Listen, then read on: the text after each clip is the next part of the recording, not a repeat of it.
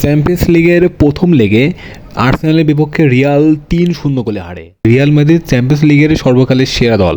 তারা চ্যাম্পিয়ন্স লিগে পিছিয়ে পড়লেও তারা যে কামব্যাক করতে পারে এটা দর্শকরা, রিয়াল মাদ্রিদ সবাই বিশ্বাস করে। কিন্তু এবারে চ্যাম্পিয়ন্স লিগে আর কামব্যাক হলো না। প্রথম লেগে 3-0 হারের পরে দ্বিতীয় লেগে জিততে হলে কমপক্ষে তাদের 4টি গোল করা দরকার ছিল, কিন্তু সেই একটা চাপ ছিল, সেই চাপটা তারা নিতে পারলো না। তারা খুব চেষ্টা করেছিল যে আর্সেনালকে এবার হারাতে, আর্সেনালকে সব রকমভাবে চাপে ফেলার জন্য।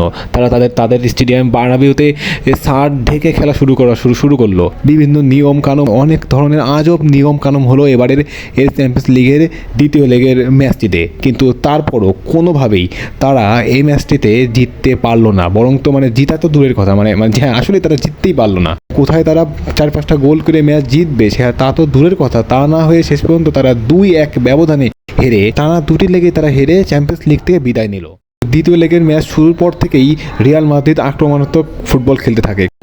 ম্যাচের 13 মিনিটের মাথায় আর্সেনাল পেনাল্টি পায় এবং সেই পেনাল্টি দিতে যান সাকা, এবং আর্সেনাল পেনাল্টির মাধ্যমে প্রথমেই 1-0 এগিয়ে যাওয়ার সুবর্ণ সুযোগ পায়, কিন্তু সুযোগটা তারা মিস করে এবং সেখানে দুর্দান্ত একটি সেভ দেয় কোর্তোয়া, যার ফলে রিয়াল মাদ্রিদ এক প্রকার বেঁচেই যায়। কিন্তু তারা সেই সুযোগটি আর কাজে লাগাতে পারেনি। দুই দলই গোল শূন্য ড্র করে শেষ করে রিয়াল মাদ্রিদ এবং আর্সেনাল। ম্যাচের 65 মিনিটের মাথায় সাকা প্রথম গোল করে আর্সেনালকে 1-0 এবং 2 লেগ মিলিয়ে 4-0 এগিয়ে দেন, এবং তার 2 মিনিট পরেই রিয়াল মাদ্রিদের ভিনিসিয়াস জুনিয়র একটি গোল করে সমতায় ফেরান। কিন্তু তারা আর ম্যাচে সমতায় ফেরালো এবং সে গোল করে সমতায় ফেরালো। সে যে বলতে গেলে আর মাত্র সময় আছে 25 মিনিটের মধ্যে কি আর 4টা গোল করা যায়?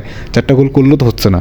হ্যাঁ, 4টা গোল করলে হবে, আর 25 মিনিটের মধ্যে এখনও তার জিততে হলে 4-5টা গোল করতে হবে। কিন্তু আসলে এতটা সম্ভব না, কারণ ফুটবলে এরকম আসলে কখনো হয়েছে বলে কিনা আমার মনে হয় না। শেষ পর্যন্ত তারা প্রচুর আক্রমণ করলো, প্রচুর বল পজিশনের দিক দিয়ে রিয়াল মাদ্রিদ 66%, আর্সেনাল 34%, 18টা শট দিয়েছে রিয়াল মাদ্রিদ।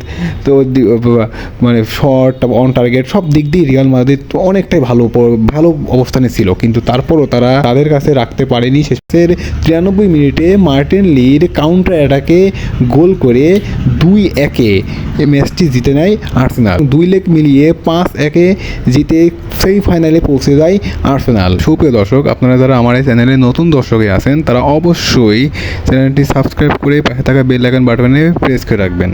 আর অবশ্যই ফেসবুক পেজে আছে, পেজে আপনারা ফলো করে পাশে থাকবেন। ধন্যবাদ।